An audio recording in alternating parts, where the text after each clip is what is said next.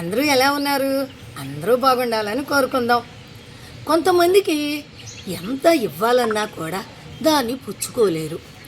అలాగే దరిద్రుణ్ణి దశవంతుణ్ణి చెయ్యాలన్నా కూడా వాళ్ళు దాన్ని సక్రమంగా వినియోగించుకోలేరు. అలాంటిదే ఒక చిన్న కథ తెలుసుకుందాం. ఒక ఊరిలో రామయ్య అని ఒక పేదవాడు ఉన్నాడు. ఆ పేదవాడు అవటం మూలంగా 40 సంవత్సరాలు వచ్చినా కూడా పెళ్ళి కాదు. మరి పేదవాడు కదా, ఇక చూసి చూసి చూసి చివరికి ఒక అందవిహీనురాలు, చాలా కురూపి ఒక అమ్మాయిని దొరుకుతుంది, పెళ్లి చేస్తారు. ఆవిడ చాలా అంటే చాలా వికారంగా ఉంటుంది.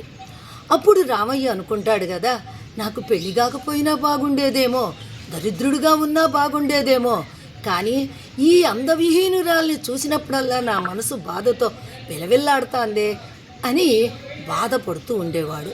అతనికి అదే పెద్ద సమస్యగా అనిపించేది. అలాగే రోజులు ఈడుస్తూ ఉన్నాడు.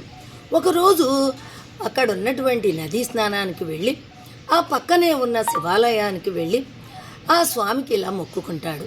శివయ్య, ఎంతోమందికి అడగకుండానే ఎన్నో దానాలు చేస్తూ ఉంటావు, ఎన్నో వరాలు ఇస్తూ ఉంటావు, నాకు కూడా ఏదన్నా వరం ఇవ్వచ్చు కదా స్వామి అని దండం పెట్టుకుంటాడు. అప్పుడు ఆ శివయ్యకి కొంచెం కనికరం కలిగి, ఏమోలే పేదవాడు, కొంచెం కనికరిద్దాం అనుకుని ఒక సన్యాసి వేషంలో అక్కడికి వచ్చి అడుగుతాడు కదా, ఏం కోరుకున్నావు శివయ్యని? శివయ్య నీ కోరికలు మన్నించి నీకు 3 వరాలు ఇచ్చాడు. ఇవిగో ఈ 3 కొబ్బరికాయలు తీసుకో. ఒకటి, నీవు కోరుకున్నప్పుడు మనసులో కోరుకుని ఒక కొబ్బరికాయ కొట్టు, వెంటనే నీకు జరిగిపోతుంది.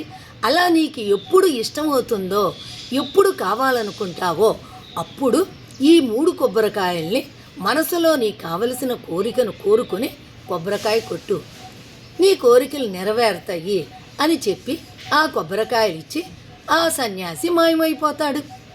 ఆ తరువాత అతను ఆ కొబ్బరికాయలు పట్టుకుని అటు ఇటు చూస్తూ ఉండగా తనకు కురూపి భార్య బిందు తీసుకొని నదికి నీళ్లకు వస్తుంది. ఆమెను చూడగానే ఆవిడ తనకి ప్రథమ ఇబ్బంది కదా, వెంటనే నా భార్య అప్సరసలాగా మారిపోవాలి అని ఒక కొబ్బరికాయ కొట్టేస్తాడు. కొట్టగానే ఆవిడ అక్కడ ఉన్నటువంటి తన భార్య అప్సరసలాగా అయిపోతుంది. చాలా అందంగా, మరి దేవలోకాన్ని నుంచి దిగొచ్చిన దేవకన్యలాగా అయిపోతుంది. ఆవిడను చూసిన ఆ చుట్టుపక్కల వాళ్ళందరూ, ఏమిటి ఇక్కడ దేవకన్య ఉంది అని అందరూ చుట్టూ మూగారు. అలా చుట్టూ మూగి ఆవిడను చూస్తూ ఉండగా అది చూసినటువంటి ఈ రామయ్య, ఇదేంటి నా భార్య చుట్టూ ఇంతమంది మూగారు, వామ్మో ఇలా ఉండకూడదు అనేసి వెంటనే 2వ కొబ్బరికాయని నా భార్య కోతిలాగా మారిపోవాలి అని కొట్టేస్తాడు. అప్పుడు ఆవిడ వెంటనే కోతిలాగా అయిపోయి పైకి కిందకి గంతులేస్తూ ఉంటుంది. జనాలందరూ ఇదేదో మాయలాగా ఉందే అని పరుగులు పెడతారు. అది చూసినటువంటి మళ్ళా ఆ రామయ్య, అయ్యో నా భార్య మునుపిటిలాగా అవ్వాలి అని 3వ కొబ్బరికాయని కొట్టేస్తాడు. చూసారా, మరి దేవుడు వరం ఇచ్చినా కూడా అది వినియోగించుకోవటం చేత కాలేదు. మరి ఆ యొక్క 3 కొబ్బరికాయలు తిరిగి మళ్ళా తన భార్య కురూపితనమూ పోలేదు. తనేమైనా ఆస్తివంతుడయ్యాడా అంటే, ధనవంతుడయ్యాడా అంటే అది లేదు. అదేనండి, వరం ఇచ్చిన దాన్ని నిలుపుకునేటటువంటి చాతుర్యం కూడా ఉండాలి. ఈ కథ మీకు నచ్చినట్టయితే ఒక లైక్ చేయండి, అలాగే ఒక కమెంట్ ఇవ్వండి.